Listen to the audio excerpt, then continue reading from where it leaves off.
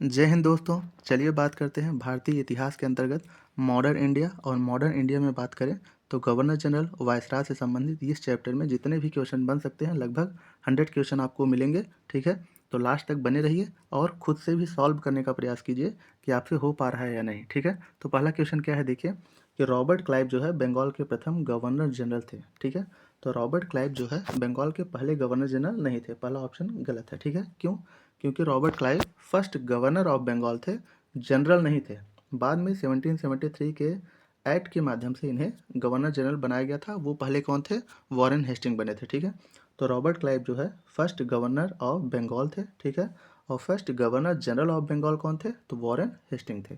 ठीक है, Warren Hasting. अगला देखिए दूसरा ऑप्शन, विलियम बेंटिक जो है भारत के प्रथम गवर्नर जनरल थे। तो विलियम बेंटिक भारत के प्रथम गवर्नर जनरल थे, जबकि आगे बात करें तो लॉर्ड कैनिंग भारत के पहले वायसराय थे। अगला क्वेश्चन देखिए क्या कह रहा है कि भारत का प्रथम जो है गवर्नर जनरल कौन था? भारत का first governor general of India कौन था? तो पहला ऑप्शन लॉर्ड मेयो, दूसरा लॉर्ड लिटन, तीसरा लॉर्ड कैनिंग और चौथा लॉर्ड डफरिन। तो इनमें से कोई भी first governor general of India नहीं था। क्यों? क्योंकि वह कौन था first governor general of India? तो लॉर्ड विलियम बेंटिक थे। ठीक है, तो ऑप्शन कौन सा सही होगा? ऑप्शन ई वाला। अगला क्वेश्चन देखिए, निम्नलिखित घटनाओं पर विचार कीजिए और आपको ये बताने हैं कि सीक्वेंस वाइज कौन सी घटना पहले हुई थी, कौन सा इवेंट पहले हुआ था और कौन सा इवेंट बाद में हुआ था।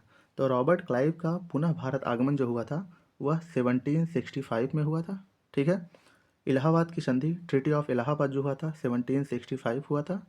ठीक है, बक्सर का वॉर बक्सर वॉर जो हुआ था 1764 में हुआ था।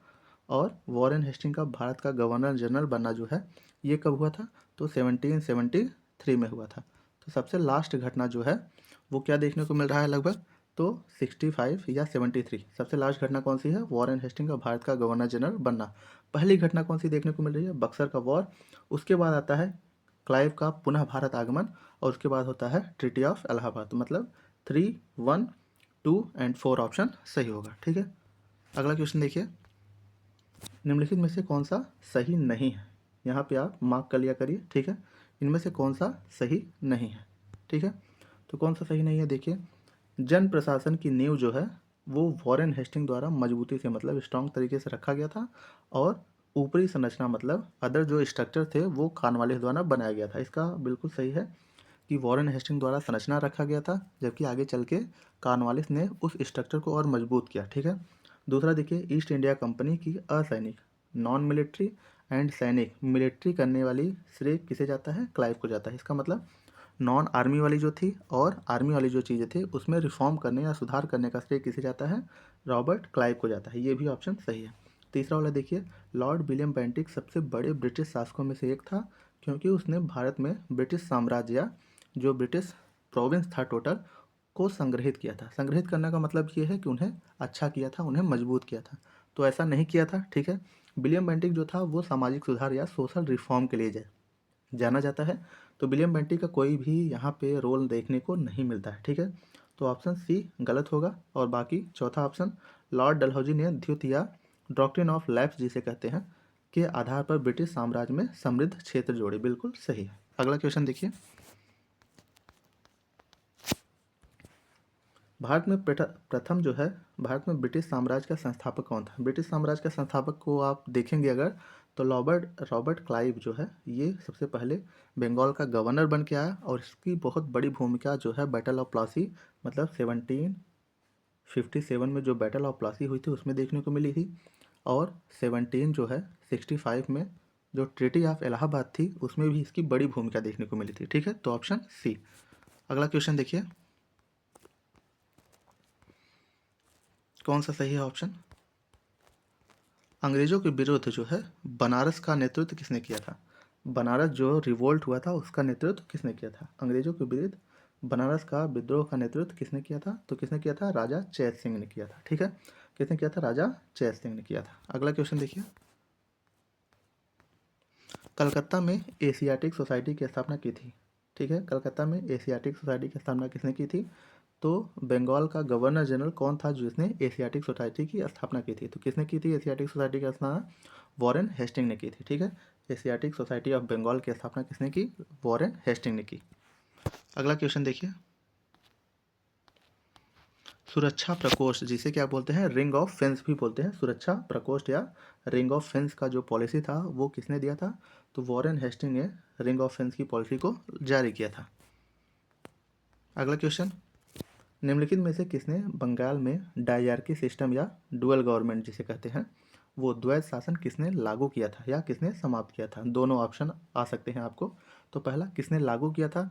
तो रॉबर्ट क्लाइव ने लागू किया था पहली बार। और समाप्त किसने किया था, जो ये क्वेश्चन पूछ रहा है, समाप्त जो है वॉरेन हेस्टिंग ने किया था। दोनों याद कर लीजिएगा, रॉबर्ट क्लाइव पहली बार लागू करता है और वॉरेन हेस्टिंग जो है पहली बार समाप्त करता है। ठीक है, अगला क्वेश्चन देखिए, बंगाल में द्विशासन प्रणाली डायरकी सिस्टम वही डुअल गवर्नमेंट प्रणाली किसके द्वारा लागू की गई थी? तो लागू किसके द्वारा की गई थी? रॉबर्ट क्लाइव द्वारा लागू की गई थी। और हटाया किसने था? तो वॉरेन हेस्टिंग ने इसे हटा दिया था। अगला, किस गवर्नर जनरल पर महाभियोग या जिसे कहते हैं इम्पीचमेंट, महाभियोग का मुकदमा चला था? इम्पीचमेंट का मुकदमा चला था तो किस पे चला था? तो वॉरेन हेस्टिंग जब भारत से गया इंग्लैंड की तरफ, तो इंग्लैंड में उस पर इंग्लैंड की संसद द्वारा उस पर महाभियोग या इम्पीचमेंट का मुकदमा चलाया गया। हालांकि कोई सज़ा नहीं मिली। क्यों? क्योंकि ब्रिटिशर जानते थे कि ये हमारे हित के लिए काम कर रहे थे। ठीक है, किसके खिलाफ? वॉरेन हेस्टिंग के खिलाफ। अगला देखिए क्वेश्चन, निम्नलिखित में से किस पर ब्रिटिश संसद में महाभियोग या इम्पीचमेंट का मुकदमा चलाया गया था? तो किसने पे चलाया गया था? वॉरेन हेस्टिंग के महाभियोग या इम्पीचमेंट का मुकदमा चलाया गया था। अगला देखिए क्वेश्चन, भारत में न्यायिक संगठन की स्थापना किसने की? न्यायिक संगठन, भारत में जुडिशियल जो है ऑर्गेनाइजेशन की स्थापना किसने की थी? तो जुडिशियल ऑर्गेनाइजेशन की स्थापना जो देखा जाता है वो लॉर्ड कॉर्नवालिस की बहुत बड़ी भूमिका थी जुडिशियल ऑर्गेनाइजेशन में। ठीक है, तो लॉर्ड कॉर्नवालिस जो है भारत में यूपीएससी जैसी संस्था को भी बढ़ावा देने का काम किए थे। अगला क्वेश्चन देखिए, निम्नलिखित में से किस गवर्नर जनरल ने भारत की प्रसंविधाबद्ध सिविल सेवा या कोवेलेंटेड सिविल सर्विसेज ऑफ इंडिया का सृजन किया था? अभी हम बात कर चुके हैं इस पे, जो कालांतर में जाके भारतीय सिविल सेवा का नाम से जानी जाती है। ठीक है, तो कौन थे ये? कॉर्नवालिस थे, जिनका जो है वो काफ़ी चर्चा में देखने को मिलते हैं। क्यों? क्योंकि वह भारत में सिविल सेवा के नाम से जाने वाली संस्था का सृजन किए थे। ठीक है, कॉर्नवालिस के समय में एक और घटना हुई थी, वो क्या थी? जमींदारी व्यवस्था या जमींदारी सेटलमेंट, जिसे अस्थाई बंदोबस्त या परमानेंट सेटलमेंट भी बोलते हैं। ठीक है, और इनका कार्यकाल लगभग हमको देखने को मिलता है 1793 तक। ठीक है, अगला देखिए, 18वीं शताब्दी 18th सेंचुरी जो थी के उत्तरार्ध में किसे प्रायः कंपनी बहादुर की शानो शौकत का स्थानीय प्रतिनिधि कहा जाता था? कंपनी जो है बहादुरी का स्थानीय प्रतिनिधि किसे कहा जाता था? मतलब कंपनी को कौन संचालित करता था, कौन ज़्यादा मुनाफा कमा के देता था कंपनी को? ठीक है, वो कौन था? वो था दरोगा का एक पद होता था उस समय, दरोगा का पद होता था। और दरोगा जो है स्थानीय लेवल पे काफ़ी उच्च अधिकारी माना जाता था। स्थानीय लेवल पे बात कर रहा है। ठीक है, अगला क्वेश्चन देखिए, लॉर्ड कॉर्नवालिस की कब्र कहाँ स्थित है? तो लॉर्ड कॉर्नवालिस की कब्र वर्तमान में आप देखेंगे तो उत्तर प्रदेश के गाजीपुर में आपको देखने को मिलेगा लॉर्ड कॉर्नवालिस की कब्र। ठीक है, अगला क्वेश्चन, लॉर्ड वेलेस्ली द्वारा लागू की गई सहायक संधि व्यवस्था के बारे में निम्नलिखित में से कौन सा कथन लागू नहीं होता है? तो कौन सा कथन लागू नहीं होता है? आप देखिए इनमें, दूसरों के खर्च पे एक बड़ी सेना बनाए रखना, मतलब आप देखेंगे कि सहायक संधि या सब्सिडियरी पॉलिसी जिसे कहते थे वेलेस्ली द्वारा लाया गया था। कब लाया गया था? 1798 में, 1798 में लाया गया था इसे वेलेस्ली द्वारा। और इसके द्वारा क्या कहा गया था कि दूसरों के खर्च पर एक बड़ी सेना बनाई रखी जाएगी, भारत के नेपोलियन के खतरे से सुरक्षित रखना। दूसरा उद्देश्य ये था इसका कि नेपोलियन का जो है वो खतरा बढ़ रहा था, उसे सुरक्षित करने के लिए पूरे अपने साम्राज्य को सुदृढ़ करना, ज़्यादा मजबूती से सुरक्षा करना। तीसरा देखिए, कंपनी के लिए एक नियत आय का प्रबंधन करना। तो वेलेस्ली का कोई भी ऐसा उद्देश्य नहीं था कि कंपनी को एक नियत आय मिलती रहे। ठीक है, नियत आय की जो व्यवस्था है वो परमानेंट सेटलमेंट में हमको देखने को मिलता है जो कॉर्नवालिस ने लागू किया था। ठीक है, तो ऑप्शन कौन सा गलत होगा इसमें? ऑप्शन सी बिल्कुल। ठीक है, अगला क्वेश्चन देखिए, लॉर्ड वेलेस्ली की सहायक संधि जो थी सब्सिडियरी पॉलिसी जिसे बोलते हैं, स्वीकार करने वाला पहला मराठा सरदार कौन था? तो पहला मराठा जो शासक था, मराठा जो काम कर रहे थे उसमें कई थे, भोसले थे, दौलत राम सिंधिया थे, लेकिन पहली बार ट्रीटी ऑफ बसीन हुई थी, जिसे किसने साइन किया था? पेशवा बाजीराव सेकंड, ठीक है। और कब साइन किए थे जाके? तो 1802 में, ठीक है। 1802 में ट्रीटी ऑफ बसीन साइन किए थे पेशवा बाजीराव सेकंड ने, ठीक है। अगला क्वेश्चन देखिए, ट्रीटी ऑफ बसीन, वही क्वेश्चन फिर से आ गया। ट्रीटी ऑफ बसीन 1802 की जो थी, हस्ताक्षर किसने किया था? तो किसने साइन किया था? तो अंग्रेज किए थे और बाजीराव सेकंड ने किया था, अंग्रेज और बाजीराव सेकंड, ठीक है। अगला क्वेश्चन देखिए, सहायक संधि या सब्सिडियरी पॉलिसी को स्वीकार करने वाला पहला शासक कौन था? तो फर्स्ट शासक कौन था देखिए इसमें। तो पहला शासक वैसे तो देखने को मिलता है अवध का नवाब। क्यों? क्योंकि यह लगभग 17 जो है 56 में ही स्वीकार कर लेता है, लेकिन हालांकि जब सब्सिडियरी पॉलिसी लागू किया गया था वेलेजली द्वारा, तब 1798 में जाके पहली बार कौन स्वीकार करता है वो? तो हैदराबाद का निजाम स्वीकार करता है।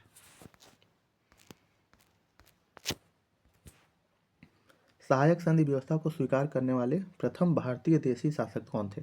यहाँ प्रथम भारतीय देशी शासक की बात की जा रही है, तो इसका मतलब अब जो है वेलेजली द्वारा जो स्वीकार किया गया था उसकी बात की जा रही है। इसका मतलब हैदराबाद का निजाम ऑप्शन अब सही होगा, ठीक है। उसमें क्या सही था? अवध सही था। निम्नलिखित पर विचार कीजिए और जिन्होंने लॉर्ड वेलेजली के साथ सहायक संधि की थी और इनके द्वारा किए गए संधियों का सही सीक्वेंस कौन सा है? जो घटनाएं हुई थी, कब हुई थी, उनका सीक्वेंस आपको देखना है। तो सबसे पहली बार सब्सिडियरी अलायंस के तहत वेलेजली ने जिस पे सहायक संधि स्वीकार करवाई थी, पहला कौन था? हैदराबाद था, ठीक है। उसके बाद आता है मैसूर, ठीक है। हैदराबाद, मैसूर, तब जाके देखने को मिलता है अवध, और लास्ट में जो देखने को मिलता है सिंधिया, ठीक है, सिंधिया। तो हैदराबाद, मैसूर, अवध, सिंधिया। आगे देखिए, भारतीय राज्यों पर अंग्रेजी प्रभुत्व स्थापित करने के लिए किसने प्रशासन में सहायक संधि का सूत्रपात किया? मतलब फर्स्ट जो है सब्सिडियरी पॉलिसी जो है वो जनरेट करने वाला कौन सा इसमें वायसराय या गवर्नर जनरल था? तो कौन था वो? तो लॉर्ड वेलेजली वो शासक था, ठीक है। आगे देखिए, ईस्ट इंडिया कंपनी का राजपूत राज्यों में सहायक संधि करने का मुख्य उद्देश्य था। ईस्ट इंडिया कंपनी जो है राजपूत शासकों से सहायक संधि क्यों करना चाह रही थी? पहला देखिए उसमें, शत्रुओं के विरुद्ध सैनिक सहायता प्राप्त करना, मतलब आर्मी जो है वो राजपूतों से प्राप्त करना चाहते थे? बिल्कुल ऐसा नहीं था। मराठा पिंडारी आक्रमण से इन राज्यों की सुरक्षा करना चाहते थे, ठीक है। तो मराठा और पिंडारी जो है उस समय काफ़ी उत्पाद मचाते थे वहाँ पे, तो इनसे सुरक्षा के लिए नहीं, बिल्कुल ये भी ऑप्शन नहीं है। खिराज के रूप में धन प्राप्त करना, खम्स और खिराज दो जो है वो टैक्स थे, ठीक है। अगला देखिए, अंग्रेजों की प्रभुसत्ता स्थापित करना, यही ऑप्शन सही होगा, ठीक है। अंग्रेजों की प्रभुसत्ता मतलब इन द सेंस कि सुप्रीम जो है पावर किसके पास रहे? अंग्रेजों के पास रहे, यही वो स्थापित करना चाह रहे थे, ठीक है। अगला देखिए क्वेश्चन क्या बात कर रहा है, तो निम्नलिखित में से कौन सा सुमेलित नहीं है? कौन सा ऑप्शन सुमेलित इसमें नहीं है? तो देखिए, बक्सर का वॉर जो हुआ था 1764 में हुआ था, बिल्कुल सही है पहला। सहायक संधि जो हुई थी वो देखने को मिलती है हमको कब? 1798 में, तो मतलब यही सही नहीं है, ठीक है। भारत में ईस्ट इंडिया कंपनी के एकाधिकार 1833 के एक्ट के माध्यम से हुआ था। ब्रिटिश नागरिकों एवं कंपनियों के लिए भारत में व्यापार मतलब मोनोपोली का ओपन किया जाना 1813 के माध्यम से हुआ था, चार्टर के माध्यम से। ऑप्शन कौन सा सही होगा? सब्सिडी अलायंस जो हुई थी वो 1798 में हुई थी, ठीक है। बाकी तीनों सही हैं।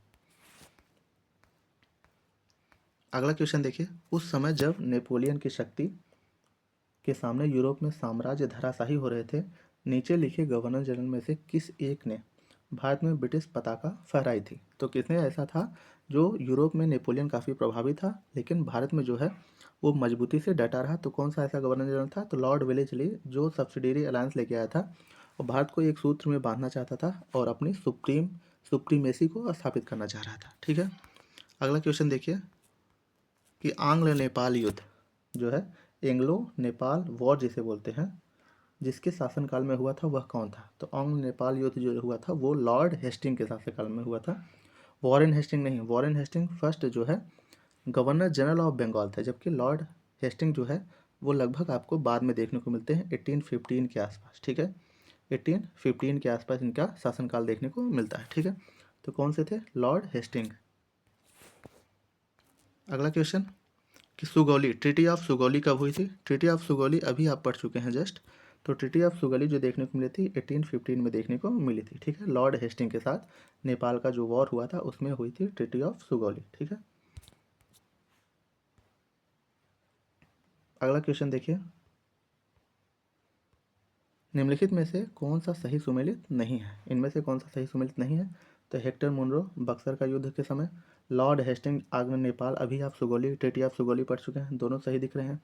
लॉर्ड वेलेजली चतुर्थ आंग्ल मैसूर युद्ध, ये भी सही कह रहा है कि फोर्थ जो है एंग्लो मैसूर वॉर जो हुआ था उस समय गवर्नर जनरल कौन था, वेलेजली थे, जबकि लॉर्ड कॉर्नवालिस जो थे वो थर्ड एंग्लो मराठा वॉर के समय नहीं थे। यही ऑप्शन जो है वो गलत हो जाएगा, बाकी तीनों सही थे। क्यों? क्योंकि थर्ड एंग्लो मराठा वॉर के समय कौन थे, लॉर्ड हेस्टिंग थे, जो सुगौली की ट्रीटी के साथ थे, ठीक है।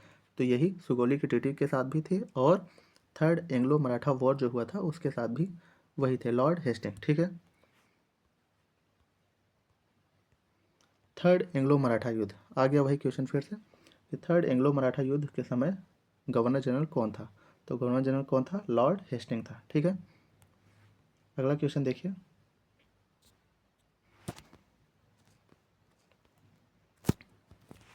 सर टॉमस मुनरो किन वर्षों में मद्रास के गवर्नर बने। सर टॉमस मुनरो जो है गवर्नर जो है जो मद्रास के बने थे वो किस समय बने थे। तो ये थोड़ा सा फैक्चुअल क्वेश्चन है और इसका ऑप्शन है 1820 से 27 तक, ठीक है।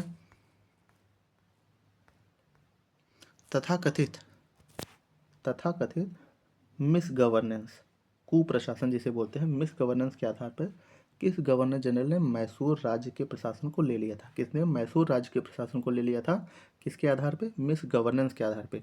आपको याद ये रखना है कि 1799 में जब सब्सिडरी अलायंस किस पे लागू हुआ था, मैसूर पे लागू हुआ था, तब जो है मैसूर मिला लिया गया था, लेकिन यहाँ पे कुप्रशासन के आधार पे नहीं मिलाया गया था। तब कुप्रशासन के आधार पे बाद में जाके मिलाया जाता है लॉर्ड हेस्टिंग के समय में, लगभग 1815 में, ठीक है। 1815 में जाके मिलाया जाता है इसे, ठीक है, लॉर्ड हेस्टिंग के समय में कुप्रशासन के आधार पे।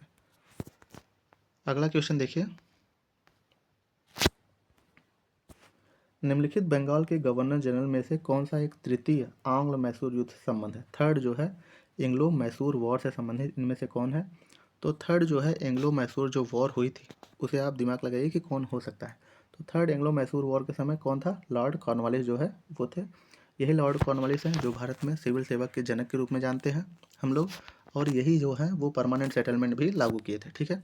परमानेंट सेटलमेंट वर्तमान पे हम बात करें तो परमानेंट सेटलमेंट हमको देखने को मिलता है बंगाल में और वाराणसी में और नॉर्थ कर्नाटका के आसपास, ठीक है। अगला क्वेश्चन देखिए, ठगों का दमन, ठगों का दमन इनमें से कौन से संबंध है। ठगों के दमन के साथ किसने कार्य किया था। तो कैप्टन स्लीमैन जो है आप याद कर लीजिए, ये ठगों के दमन से संबंधित है, इंपॉर्टेंट है।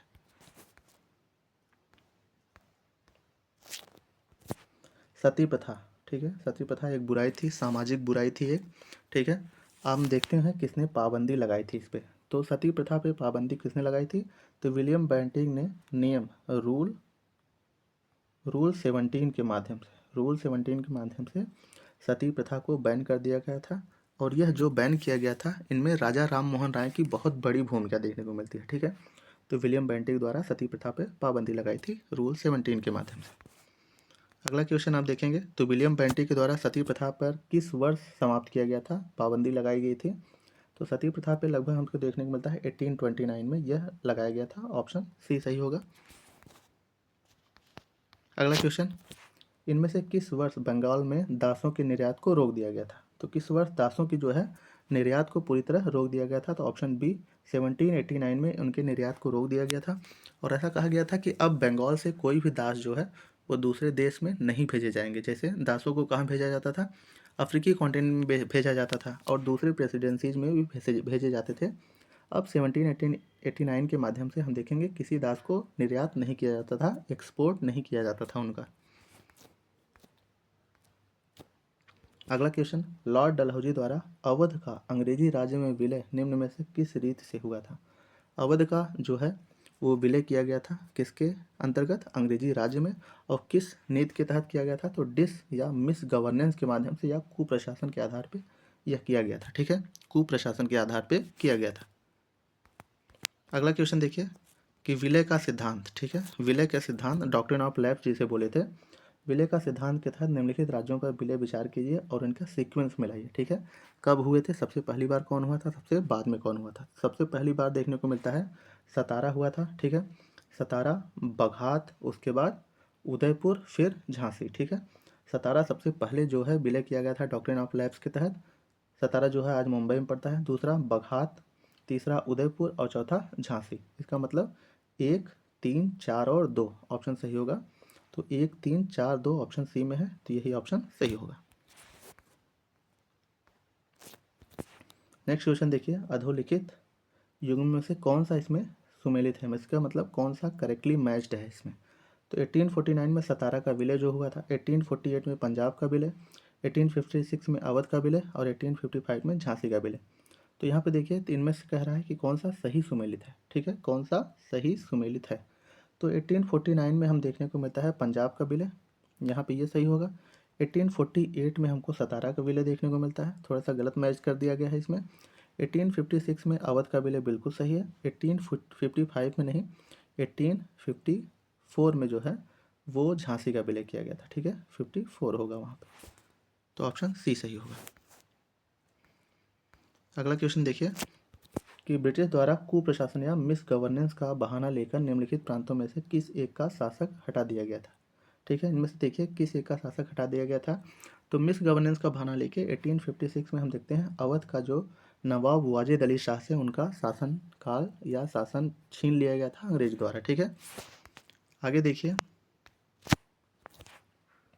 भारत में ब्रिटिश शासन के दौरान निम्नलिखित राजसीय राज्यों के विलय क्रम पर विचार कीजिए।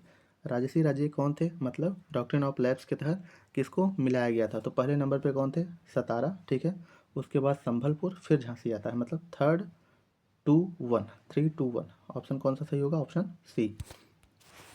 अगला क्वेश्चन हम देखें, तो अगला क्वेश्चन क्या कह रहा है, लॉर्ड डलहौजी की विलय नीति जो थी डॉक्ट्रिन ऑफ लैप्स था, प्रथम शिकार निम्नलिखित में से कौन हुआ था। तो पहली बार किसे मिलाया गया था, पहली बार सतारा को मिलाया गया था, ठीक है। उसके बाद संभलपुर, जैतपुर, फिर झांसी, ऐसे क्रम से मिलाए गए थे, ठीक है। अगला क्वेश्चन, जेम्स एंड्रयूज, बड़े इंपॉर्टेंट है ये, जेम्स एंड्रयूज रैमजे भारत के किस गवर्नर जनरल का वास्तविक या रियल नेम था, ठीक है।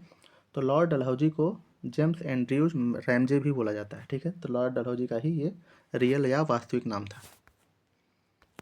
अगला क्वेश्चन कि अंग्रेजों द्वारा सिंध का जो है कब विलय कर लिया गया था, इन द सेंस कब उसको जीत लिया गया था सिंध को, ठीक है। और किसने जीता था, तो लॉर्ड एलनबरो द्वारा जीता गया था सिंध को और मिला लिया गया था किसमें, अंग्रेजी शासन में मिला लिया गया था। अगला क्वेश्चन देखिए,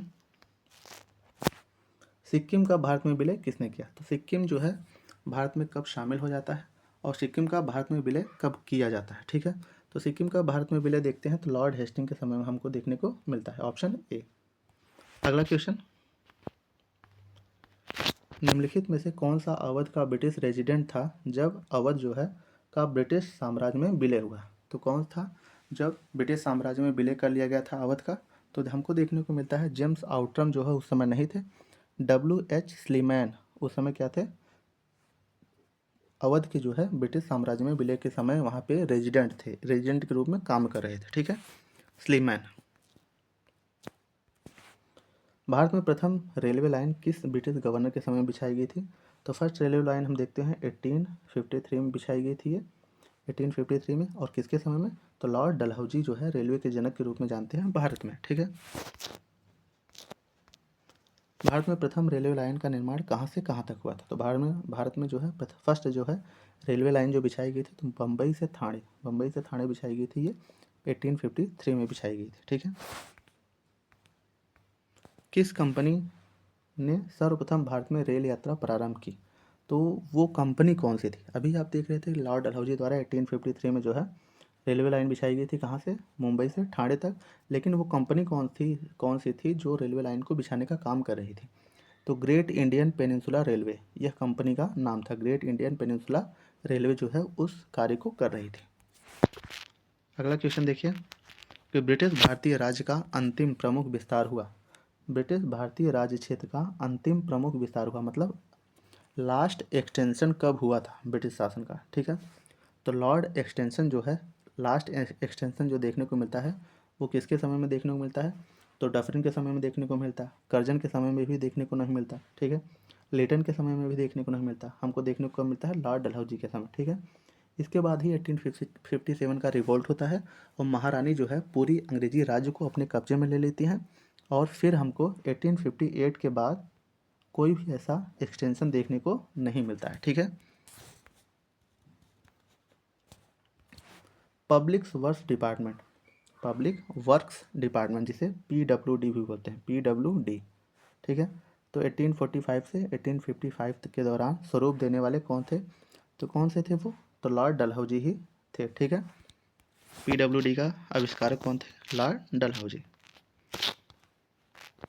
अगला क्वेश्चन देखिए आप कि विधवा पुनर्विवाह एक्ट या विडो री मैरिज एक्ट को कब पारित किया गया था, किसके समय में पारित किया गया था? तो जो पारित किया गया था, और यहाँ बात की जा रही है रेगुलेट, मतलब कब उसे लागू कर दिया गया था। तो विधवा पुनर्विवाह अधिनियम या विडो री मैरिज एक्ट जो था वो लॉर्ड डलहौजी के समय में लाया गया था, लॉर्ड कैनिंग के समय में पारित हो गया था और वो क्रियान्वित हो गया था, मतलब रेगुलेट होने लगा था। तो ऑप्शन कौन सा सही होगा यहाँ पे? बी ऑप्शन सही होगा। आपको याद रखना है कि अगर ऑप्शन में आपको क्वेश्चन में जो है आए कि कब लाया गया था पहली बार, तो लॉर्ड डलहौजी के समय में लाया गया था। और किसके प्रयास से लाया गया था? तो जो है उस समय जो प्रयास किए थे ईश्वर चंद विद्यासागर के प्रयास से लाया गया था, ठीक है। और रूल 15 के माध्यम से लागू किया गया था, ठीक है। अगला क्वेश्चन देखिए, 1 नवंबर 1858 को महारानी विक्टोरिया का घोषणा पत्र जो है इलाहाबाद में कब पढ़ के सुनाया गया था और किसने सुनाया था? तो 1 नवंबर 1858 में जो हमको देखने को मिलता है वह 1 नवंबर 1858 में, और यह किसने सुना था? तो लॉर्ड कैनिंग उस समय के वायसराय थे और फर्स्ट वायसराय ऑफ इंडिया थे, इन्होंने ही पढ़ के सुनाया था, ठीक है। यह महारानी विक्टोरिया का जो है घोषणा पत्र था, जो डिक्लेरेशन बोलते हैं, जो इलाहाबाद में ही पढ़ के सुनाया गया था। बात कर रहा है कौन सा एक भारत का प्रथम वायसराय था, फर्स्ट वायसराय ऑफ इंडिया, ठीक है। पढ़ चुके हैं आप इसे, कौन था? लॉर्ड कैनिंग था। लॉर्ड कैनिंग जो है अंतिम गवर्नर जनरल ऑफ भारत भी था, ठीक है। अगला क्वेश्चन कि अपने पुत्र के स्थान पर दूसरे उत्तराधिकारी को गोद लेने के अधिकार को पुनः स्थापित किया। तो मतलब इसका ये कह रहा है कि जो डॉक्ट्रिन ऑफ लैप्स के तहत इससे पहले लॉर्ड डलहौजी ने मना कर दिया था कि कोई दत्तक पुत्र जो है वो राजा नहीं बन सकता, ठीक है। और दत्तक पुत्र या वैध पुत्र न होने पे उस राज्य को मिला लिया जाता था ब्रिटिश में, ठीक है। तो यह कब ख़त्म कर दिया गया था, ठीक है, कि अब जो है पुनः दत्तक पुत्र जो है राजा बन सकता था। तो 1857 का रिवोल्ट हुआ था, उसके बाद 1858 में अधिनियम पारित किया गया था जिसके तहत ये कहा गया अब भारत का जो है प्रशासन कौन करेगा? भारत का अब जो शासक होगा मेन रूप से वो कौन होगा? ब्रिटिश क्राउन होगी, ठीक है।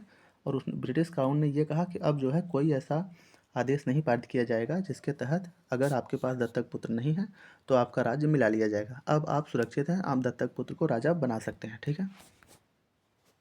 अगला क्वेश्चन देखिए, महारानी विक्टोरिया को भारत की साम्राज्ञी कब नियुक्त किया गया था? तो महारानी विक्टोरिया को कब भारत की साम्राज्ञी मतलब मेन सुप्रीमो बना दिया गया था? तो कब बनाया गया था?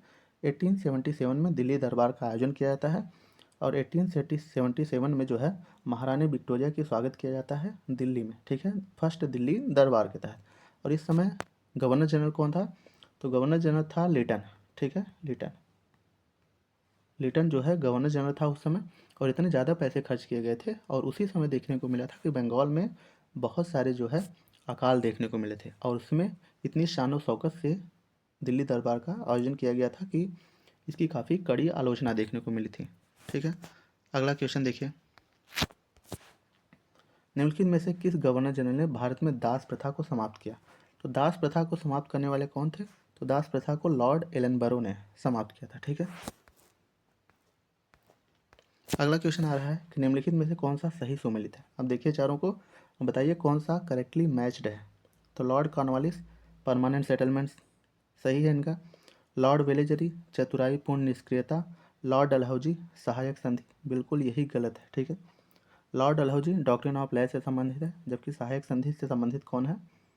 लॉर्ड वेलेजली है, ठीक है। तो लॉर्ड वेलेजी चतुराई, निष्क्रियता और सहायक संधि या सब्सिडियरी अलायंस दोनों इन्होंने ही किया था। लॉर्ड कैनिंग भारतीय राष्ट्रीय कांग्रेस की स्थापना। ठीक है, इनमें बात कर रहा है कौन सा सही सुमेलित है, सही तरीके से कौन सा सुमेलित किया गया है। तो फर्स्ट वाला सिर्फ आपको सही तरीके से सुमेलित मिलेगा, वरना तीनों ये तीनों जो ऑप्शन है वो है गलत। ठीक है, वो गलत है क्यों? क्योंकि भारतीय राष्ट्रीय कांग्रेस या इंडियन नेशनल कांग्रेस के समय डफरिन थे। डफरिन क्या थे? वायसराय थे। ठीक है, Lord Dalhousie doctrine of labs से संबंधित है, लॉर्ड वेलेजली सब्सिडी अलायंस से संबंधित है। अगला क्वेश्चन देखिए, कौन सा सुमेलित नहीं है, नॉट करेक्टली मैच्ड। ठीक है, लॉर्ड कॉर्नवालिस अस्थाई बंदोबस्त बिल्कुल सही है। लॉर्ड वेलेजली सब्सिडियरी अलायंस जिसे सहायक संधि भी बोलते हैं बिल्कुल सही है। लॉर्ड डलहौजी व्यापकता का सिद्धांत जिसे हम डॉक्ट्रिन ऑफ लैप्स भी बोलते हैं या व्यापकता का सिद्धांत बोलते हैं, ये भी सही है। लॉर्ड कैनिंग उच्चतम निष्क्रियता मतलब बिल्कुल तरीके से इनएक्टिवपन। ठीक है, इनएक्टिवनेस जिसे बोलते हैं, ये बिल्कुल गलत होगा। ठीक है, यही सही मैच नहीं है। आगे देखें,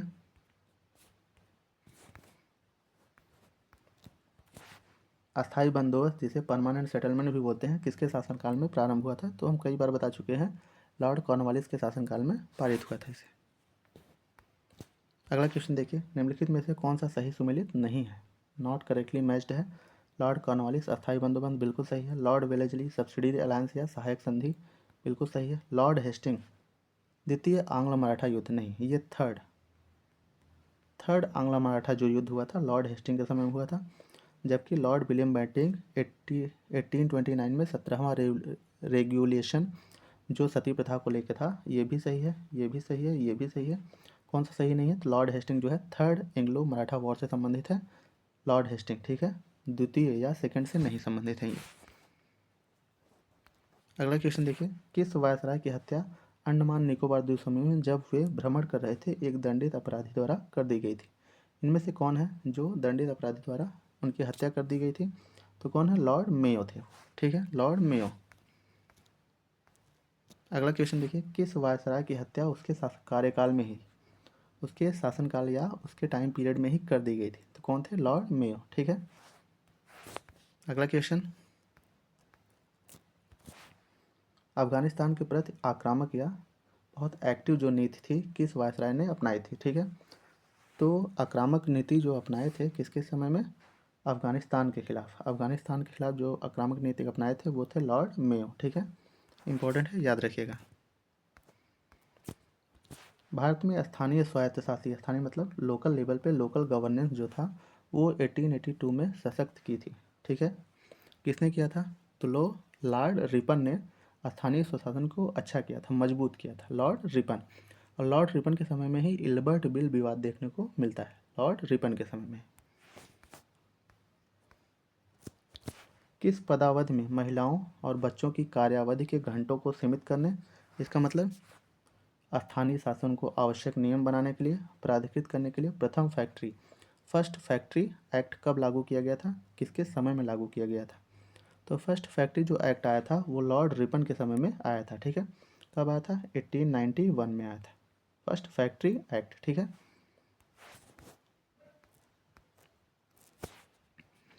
तो फर्स्ट फैक्ट्री एक्ट जो आया था, फर्स्ट फैक्ट्री एक्ट 1881 औद्योगिक कामगारों की मजबूती नियत करने और कामगारों को मजबूत संघ बनाने के लिए एक दृष्टि से पारित किया गया था। इसका मतलब ये है कि फर्स्ट फैक्ट्री जो एक्ट आया था 1881 में, वह मजदूरी नियत करने के लिए था और मजदूरों को संघ बनाने की स्वतंत्रता देने के लिए था। तो बिल्कुल यह गलत होगा, ऐसा कुछ नहीं था, क्योंकि फर्स्ट फैक्ट्री एक्ट जो था वो सिर्फ बच्चों के लिए लाया गया था कि बच्चे जो है किसी कारखाने में काम नहीं कर सकते हैं। अगला देखिए, N M Lokhande British Bharat में मजदूर आंदोलन संगठित करने के लिए अग्रणी है। इसका मतलब जो भी लेबर जो है वो रिवोल्ट हुआ है उसमें एन एम लोखंडे काफ़ी इंपॉर्टेंट पर्सन हो जाते हैं। ठीक है, तो ऑप्शन बी सही होगा, सिर्फ दूसरा वाला सही है।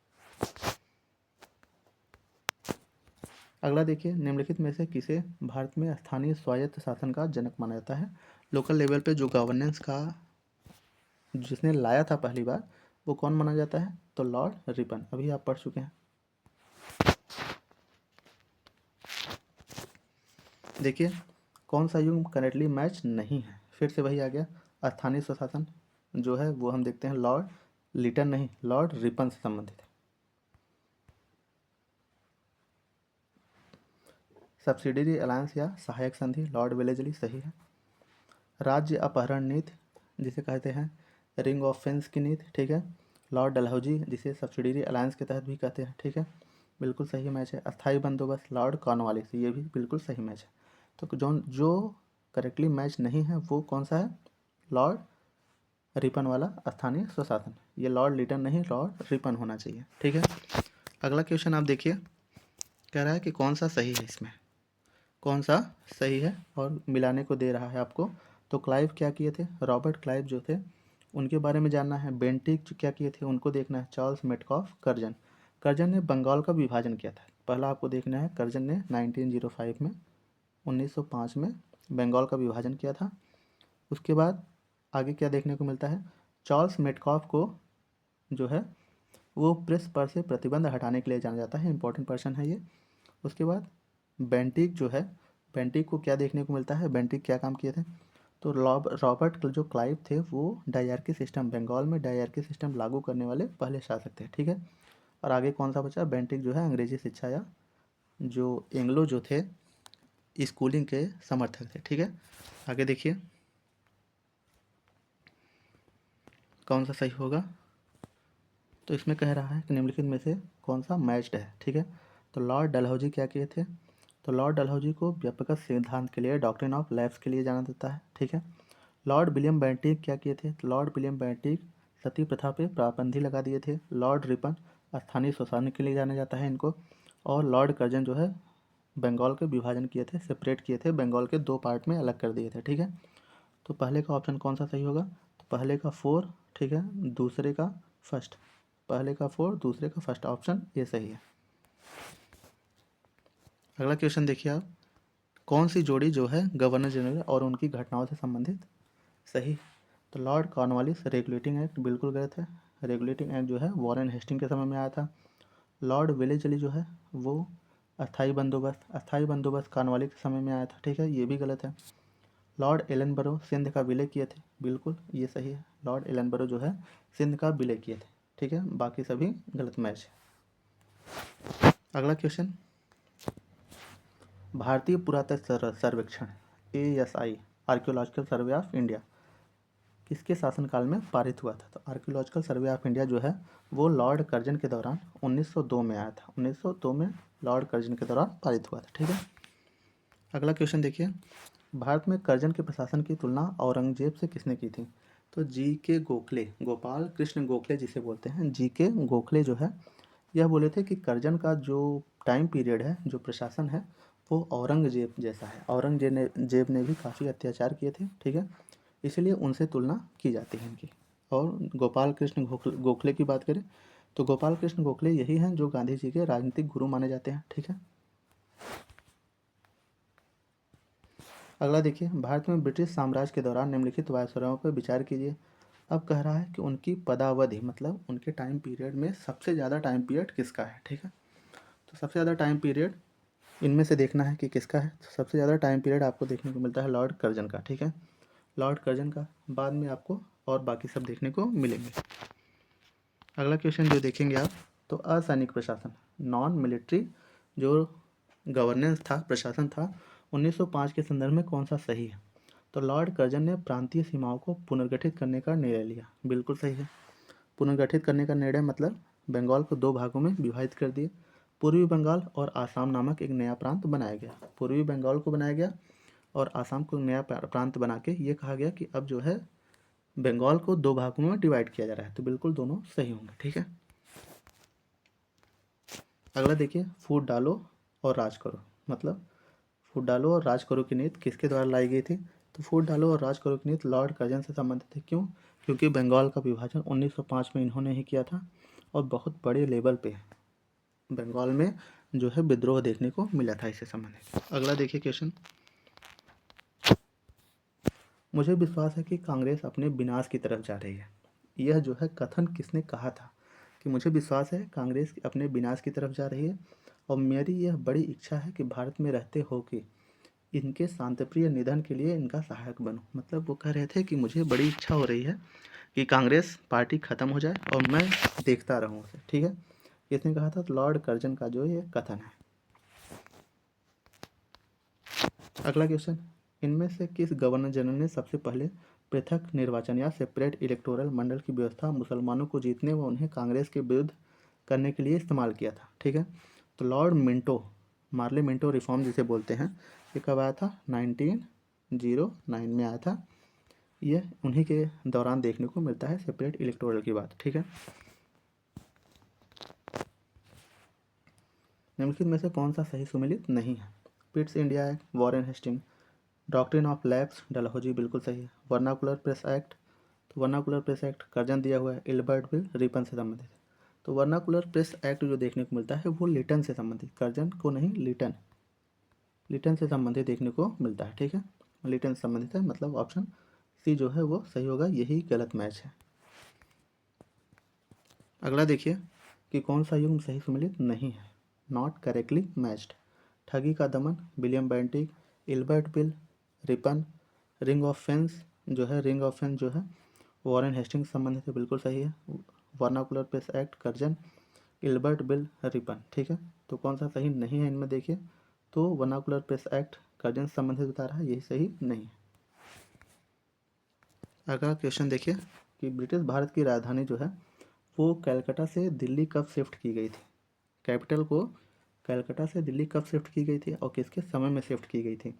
तो लॉर्ड हार्डिंग द्वारा 1911 में दिल्ली दरबार का आयोजन किया गया था। ठीक है, जॉर्ज पंचम और मैरी की स्वागत में। ठीक है, और ये तीसरा जो है दिल्ली दरबार था, और तीसरे दिल्ली दरबार में ये कहा गया कि अब जो है कलकत्ता से दिल्ली जो है ट्रांसफ़र की जा रही है कैपिटल को, पहली बार। ठीक है, लॉर्ड हार्डिंग के समय।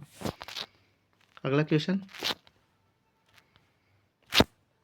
कौन सा करेक्टली मैच्ड है? देखिए इसमें, और आपको मिलाना है, सही जोड़े मिलाइए। चूक का सिद्धांत या हड़प नीब, डॉक्ट्रिन ऑफ लैप्स किससे संबंधित है? तो डॉक्ट्रिन ऑफ लैप्स आपको देखने को मिलता है लॉर्ड डलहौजी से। अगला, बंगाल का विभाजन किसने किया था? तो बंगाल का विभाजन जो देखने को मिलता है वो कर्जन से देखने को मिलता है।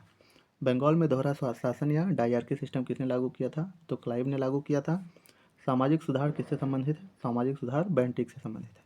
तो पहले का तीसरा हो गया और दूसरे का पहला, पहले का तीसरा दूसरे का पहला, दो ऑप्शन में है। बंगाल का दोहरा शासन क्लाइव ने किया था, मतलब तीसरे का दूसरा, तीसरे का दूसरा ऑप्शन सी में सही है। ऑप्शन सी देखिए 3124, यही सही होगा। अगला क्वेश्चन, इनमें से कौन सा मिलाइए आप और करेक्टली मैच कीजिए कि कौन सा सही है। तो संभलपुर, सतारा, अवध, झांसी। सतारा हम बात करते हैं सबसे पहले मिलाया गया था 48 में। संभलपुर की बात करें तो 49 में। अवध की बात करें तो 1856 में, और झांसी की बात करें तो 44 में। ठीक है, तो आप मिला लीजिएगा कौन सा ऑप्शन सही है। पहले का दूसरा, दूसरे का पहला। ठीक है, तीसरे का चौथा, तीसरे के स्थान पे चौथा, ऑप्शन बी वाला सही होगा। अब आगे कह रहा है कि निम्नलिखित किस वायसराय के कार्यकाल में भारतीयों को राय बहादुर, खान बहादुर की उपाधि दी जाती थी? मतलब अवार्ड तो जो दिया जाता था वो कहा जाता था कि आप आपसे राय बहादुर हैं, खान बहादुर हैं। ठीक है, ऐसी उपाधियाँ दी जाती थी। किसके समय में दी जाती थी ऐसी उपाधियाँ? आपको देखने को मिलेगा जो ऐसी उपाधियाँ दी जा रही थी वह उस समय जो लॉर्ड थे वायसराय के कार्यकाल में राय बहादुर, खान बहादुर, जो भी उपाधियाँ दी जा रही थी, हम देखने को मिल रहा था उस समय लॉर्ड लिटन के समय में, लॉर्ड रिपन के समय में, लॉर्ड डफरिन के समय में, सभी के समय में देखने को मिलता है। ठीक है, तो ये था आज का, जितने भी क्वेश्चन बन सकते हैं इससे संबंधित वो आपने देखा। तो अगर आपने अभी तक आप वीडियो में बने हुए हैं तो सब्सक्राइब कीजिए, लाइक कीजिए, शेयर कीजिए। धन्यवाद।